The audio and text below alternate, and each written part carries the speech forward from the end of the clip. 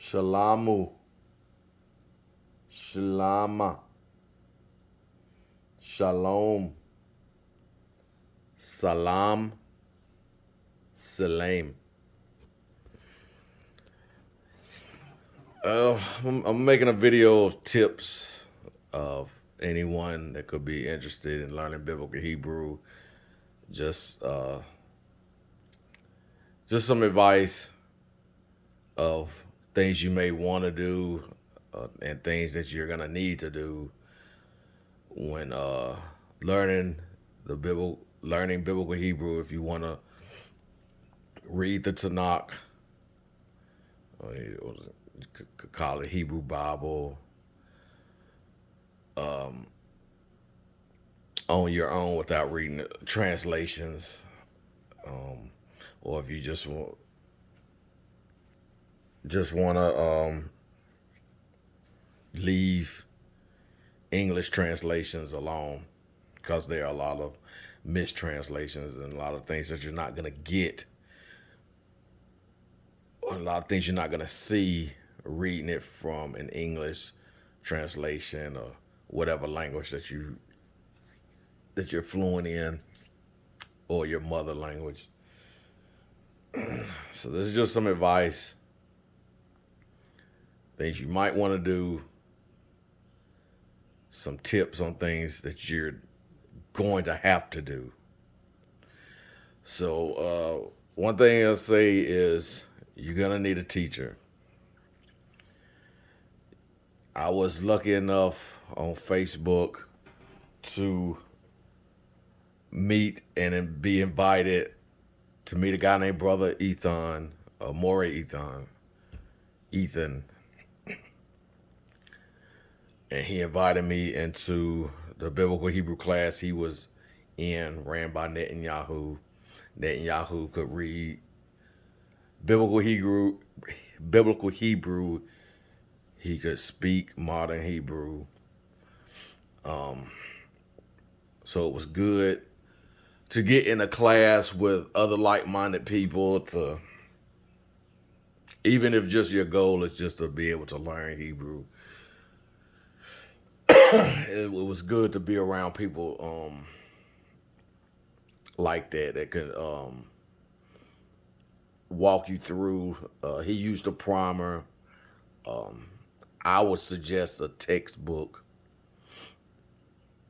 to go over lessons. Um, if you know, if you're ADOS like myself, you might not have the money, but I would suggest something that I was thinking about was taking a Hebrew course at either the local college here, if they offered it, or at the university in the next city over at UNCC, because they have experience in teaching. They're professors who went to school and had to. They weren't just given the label professor; they had to earn it. They have the textbooks. They have the criteria, the methods to be able to teach their students. If you can afford it, that's one that would be a great avenue to take. I mentioned before, brother Moray Shaal in Raleigh. I believe he keeps in touch with the Hebrew professor at either UNC Chapel Hill, or at Duke maybe. Uh, so that's like one of the best ways of learning. Tip number two: if you're gonna do it on your own, you need to get a good source, a good textbook. Not, I would not suggest a primer. Get a good textbook. Um, a Grammar for Biblical Hebrew by C.L. Sale or Sayal. Introduction to Biblical Hebrew by um, Andrew P. Ross. And if you're gonna learn it on your own, you're gonna have to stay persistent at it. Something that I couldn't do. I couldn't learn it on my own. That's why I needed a teacher. That's why I was fortunate enough to have met Brother Ethan and introduced to Netanyahu, join his class, because I needed someone to walk me through this stuff. But if there are people that learn to play the guitar on their own, like our dad learned to play the piano on their own. So it's not out of the scope of possibilities, but it was just something that I couldn't do. If you're one of those people that can, I would just say stay persistent at it.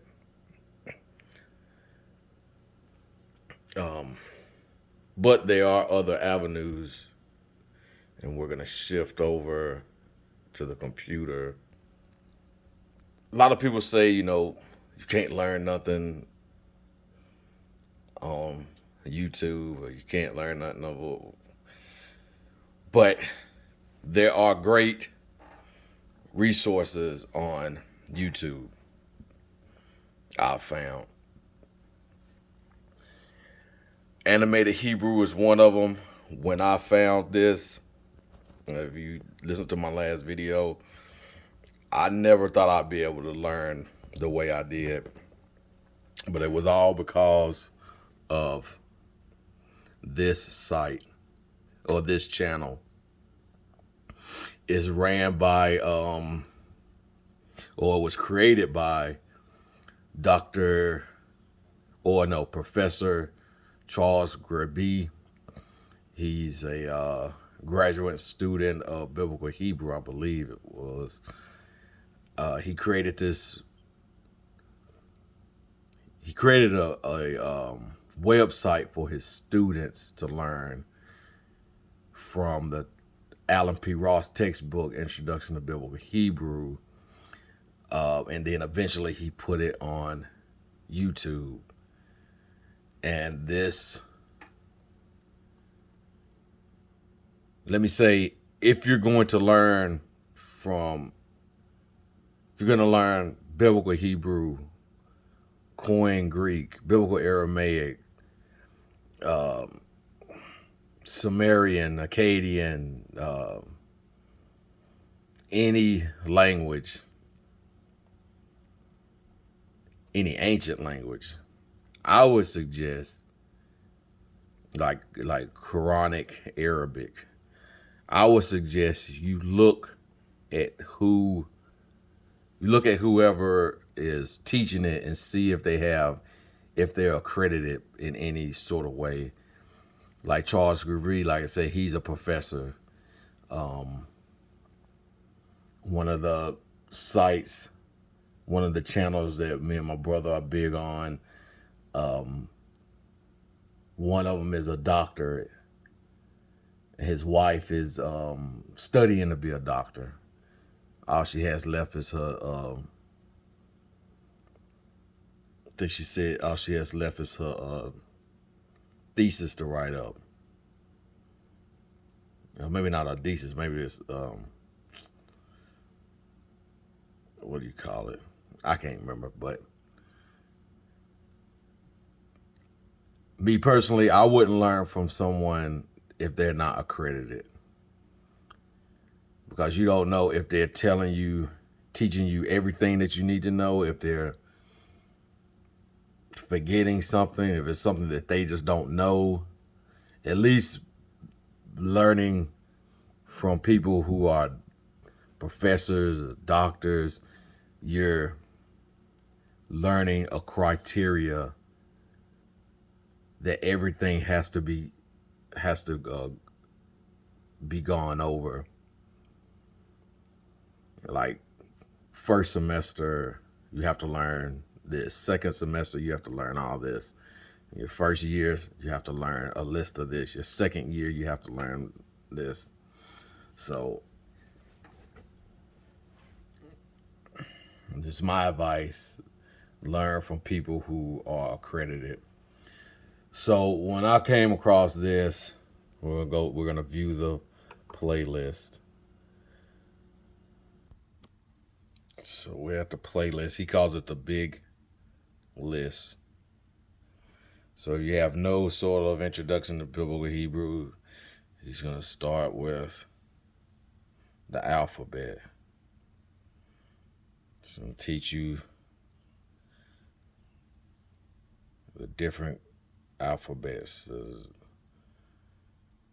different Dagashim,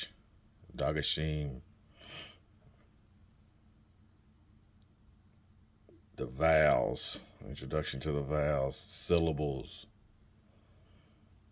the schwa, your schwa rules.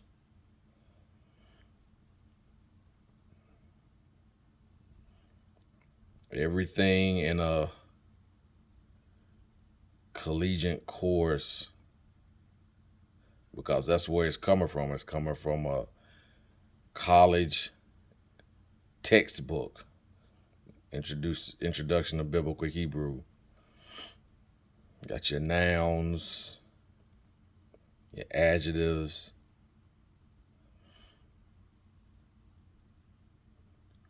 So we're on each lesson, each chapter. So you have chapter 9, chapter 10. It's the chapter in the book. So we're going to go all the way to 20, I think 5. You learn your numbers. At 26, he starts introducing you to the verbs. In Shemitic languages, verbs are crucial. They're not the way the Western world uses their verbs. It's a whole system, and it's a must for anyone who's wanting to learn any Shemitic language to grasp its verbal system. In Hebrew, biblical Hebrew is called the binyanim, which means buildings. There's 7 major stems. He teaches you all the forms, how to translate it, its syntax.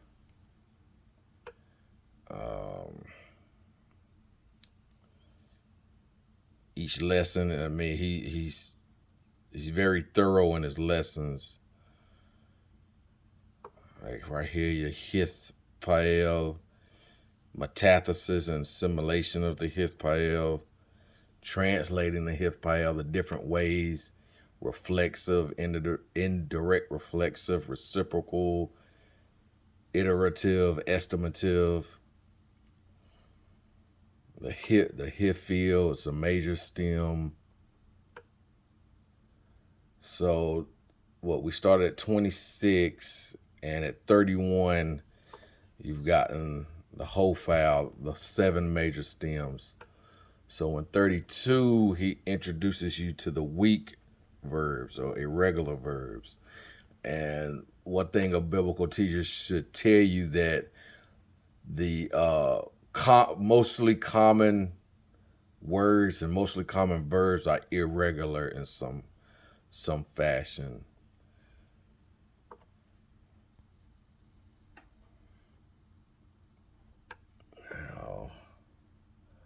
Now we're gonna get into, now see, that's a pretty lengthy, what was it, 30 was the whole file. Yeah, 30 was the whole file. It's going all the way to 39.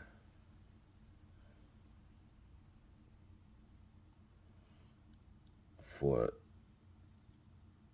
all the weak verbs.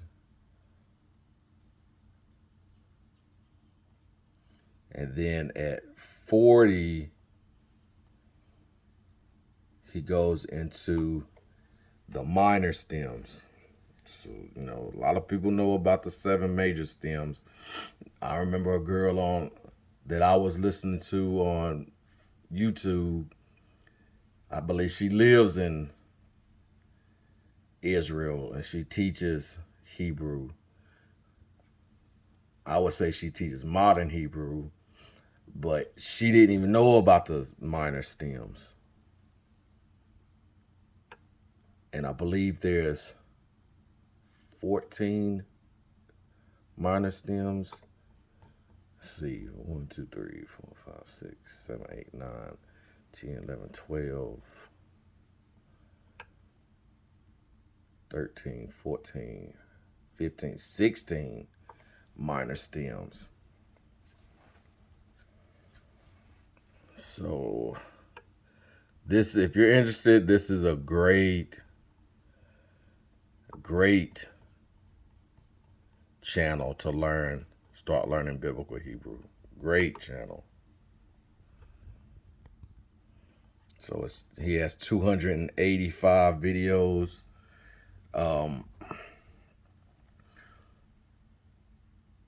If you listen to one of my last videos, I said after I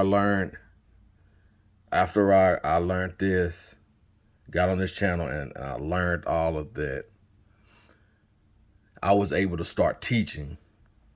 So what I would do, we would go over a chapter a week. And then on Fridays, I would give a test. I would just come up, like, say you had to make an 80 to pass. If you didn't make an 80, we'll review it again. Sort of, I can't remember if I give them another test or just the questions that they got wrong. But either way, if they passed or we had to go that course, the next week we would go to the next chapter. So if you've seen, there was 40 chapters. So if you ever see me in a comment saying, you can learn biblical Hebrew in 40 weeks, this is why I say that. Because there's 40 chapters.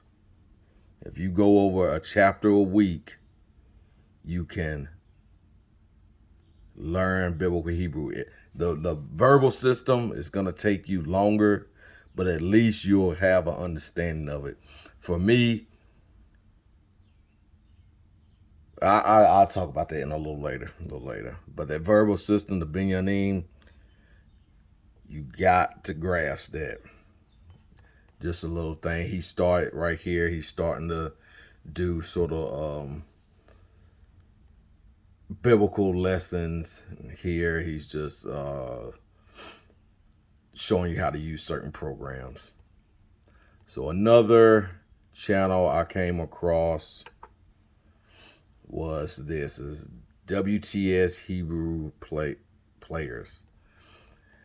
And it's when I was trying to learn, like the primer that we used in that group never mentioned Dagesh, the Dageshim, the Dagesh, well, right here it's saying Forte and Lene, but Dagesh Chazak and Dagesh Cal. So this was, I think this video right here is the first video I watched of these two. Now they're in some kind of school. They run some kind of school, I believe. But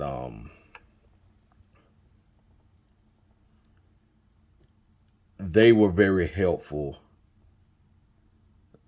This was a good video for me, the infinitive construct funnel.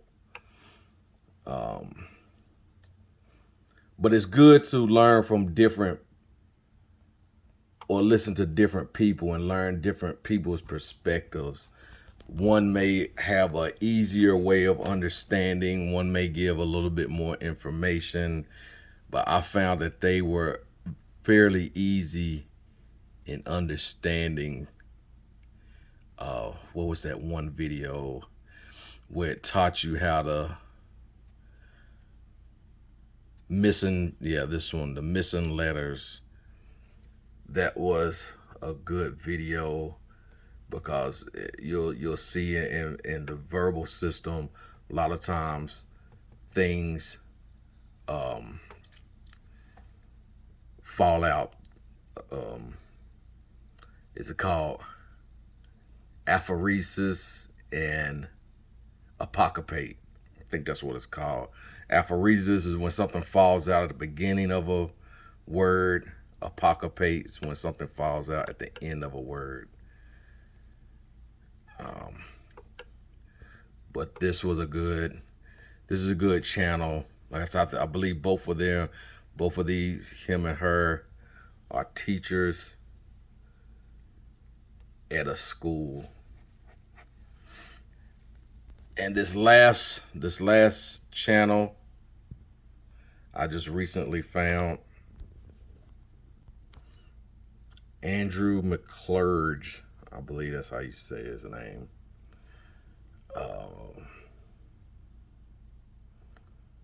I just need, like, here he does, if you haven't had any knowledge of Hebrew, does the letters. I'm using it for his Greek lessons, his workbook translations. He's real good at exegesis and syntax. Like these three, the one before, which one was that? The textbook, and I believe this one are the ones that I listen to, and he's a really versed. He's a real good parse. He's real good at parsing. We'll get into that later. Like I'm planning on doing 4 videos, maybe 5, but like the 4th one we'll do some parsing. It's gonna be a necessity that we do some parsing on the 4th one. Parsing is just identifying nouns, parts of speech, and verbs. So those three are what I would say are the 3 good channels. There's probably more, like Digital Hammurabi. That's the one we use for Sumerian. I have a couple for Quranic Hebrew. I'm sorry, Quranic Aramaic. I have one for Amharic. But since we're just talking about biblical Hebrew, those 3 are good channels to start to learn from. Now, some reading materials that I would suggest that you get. We've already covered this before, but a grammar by C.L. Sale, Grammar for Biblical Hebrew by C.L. Sale, and Introducing Biblical Hebrew by Alan P. Ross. Now, earlier, when I was talking about the Binyan, a second ago, I was talking about the Binyanim. It's something that's called paradigms. Each verb has a paradigm. And this is what a paradigm looks like. It shows you its perfect form, its imperfect form, its preterite, its volitionals, And over here, they're participles and infinitive. And it shows you in each binyanim how it's going to be in the Kal, Nephal, Piel, Pual, Hith, Pael, Hithil, and Hophal. And just like on Alan P. Ross, it does the weak forms.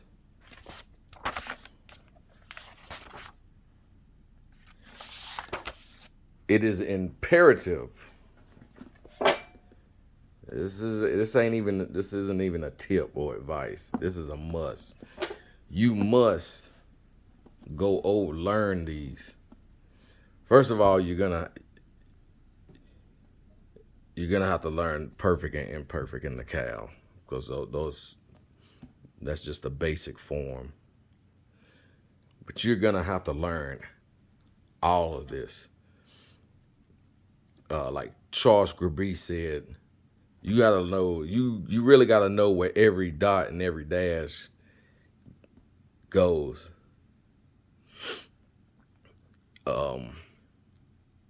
Earlier, a second ago, when I said it should take you 40 weeks to be able to learn Biblical Hebrew, but the verbal system, the Binyan system, is going to take you longer. It may take you another 20, 30 weeks to learn this. And I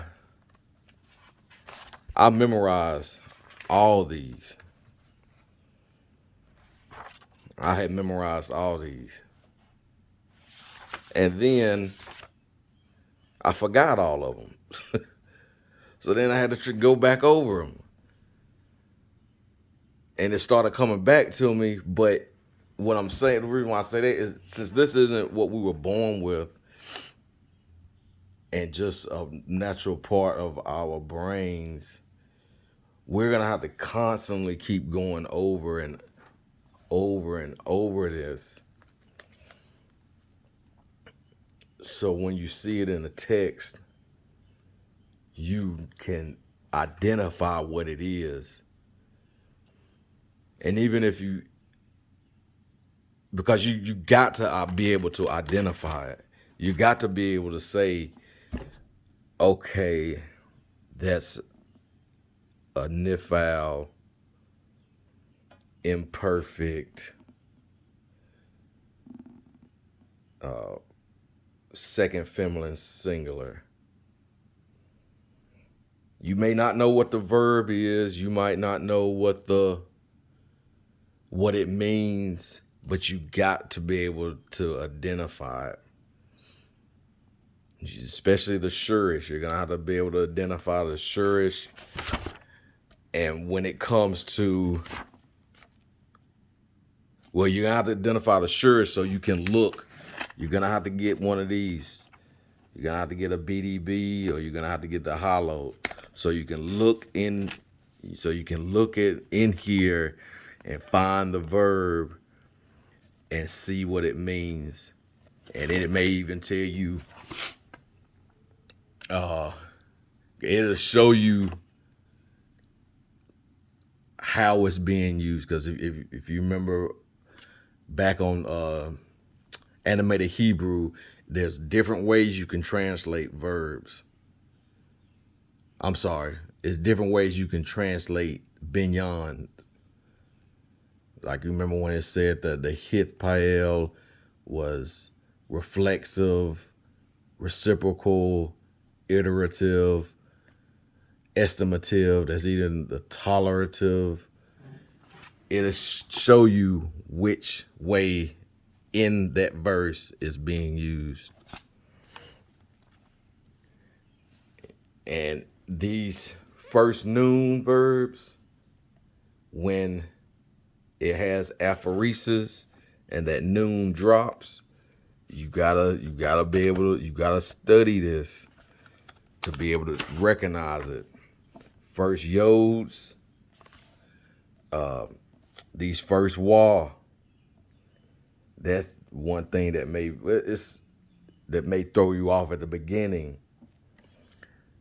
because a look, it's called first wa, but there you don't see, there is no wa until you get to the nifal, hifal, and hofal, and it's a vowel.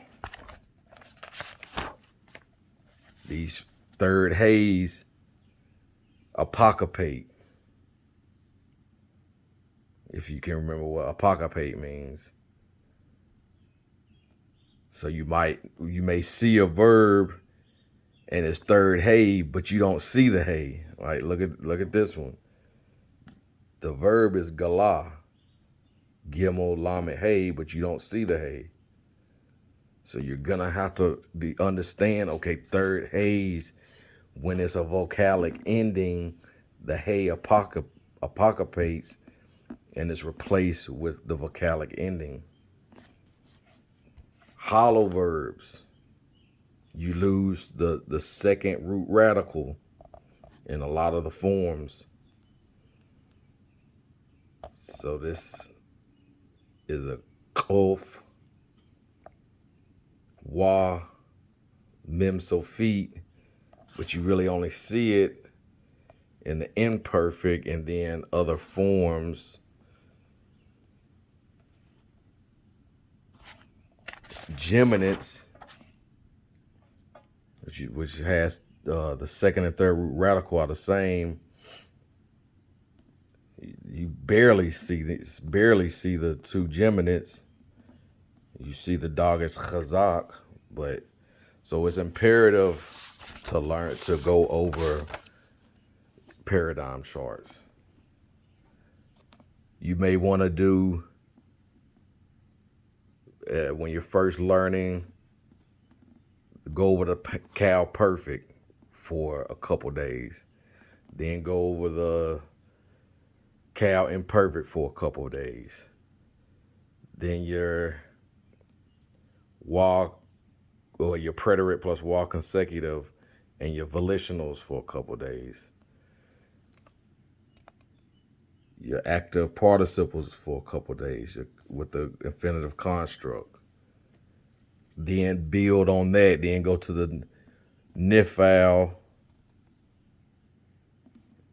and review your Cal Perfect. Like you got to come up with ways to try to remember this and retain this. And each book is like in CL's book. They'll have their paradigm charts. It's in a different way, but he has a different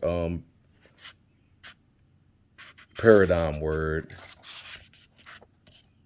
and paradigm words shift according to what's needed to be. Like for the second guttural, you need a paradigm word that has a second guttural, so that's why they'll change.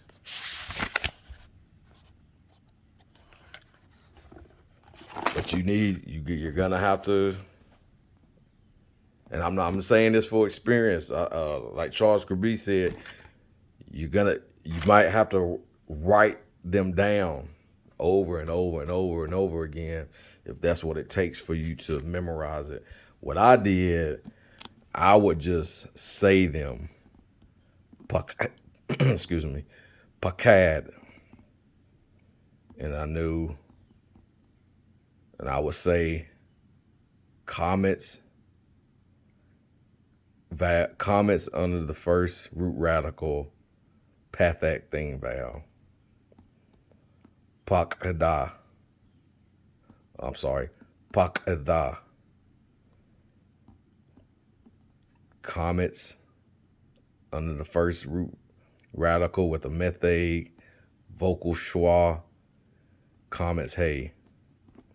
And I think I would say masculine singular, Cal Perfect, pakad. Comments under the first root radical, pathak thing vowel. Cal Perfect, third feminine singular, pakda. Comments on the first root radical, vocal schwa, comments, hey. Like, and just say them, repeat them. However you gotta do to get yourself to memorize it. That's what you gotta do. Cause when you're going to read, let me find a blank one. When you're gonna read out of the Tanakh, Wayomer Adonai El Moshe Re'eh Nethatika Elohim Laper-O. You want to be able to know what it's saying. You want to know what it is that you're looking at. And that's what really parsing is. And another tip, read the Tanakh. Once you're able to read it, once your teacher shows you how to read, teaches you how to read, you know you're doing the pronunciations right. You gotta continuously, like I used to read, I wake up early in the morning before work, read a couple verses, maybe like 10, 15 verses, 20 verses, then get ready to go to work, come home, I'll read a couple more. Before I go to bed, I'll read some more. That gets you to be able to recognize, because a lot of the Tanakh, it's the same language. What did Rabbi Tovia Singer said, Hebrew is a small language from a small people of a small area. So I think he said it's 8,800 words. If you know 10% of the words, so 800, less than 900 words, you can read 90% of the Tanakh. If you know 5%, so that's like 450 words, you can read 80% of the Tanakh. And I was telling my brother, it's the same words like over and over in certain narratives. They'll use the same words over. So that's how you get to build your vocabulary. And that's one thing that I should have said earlier. This is something that I've been doing lately. I've been memorizing, like most of these books I have a glossary, Hebrew to English or English to Hebrew. I've been memorizing these to build my vocabulary. You know, it's not a big, it's not all 800. You'll need, 8,000. You'll need these to get all 8,000, close to 9,000 words. But like, where am I at? I think I'm on calf rather. But all you need is 10% to be able to read 90% of the Torah. And then as you read, you're gonna build your vocabulary as well.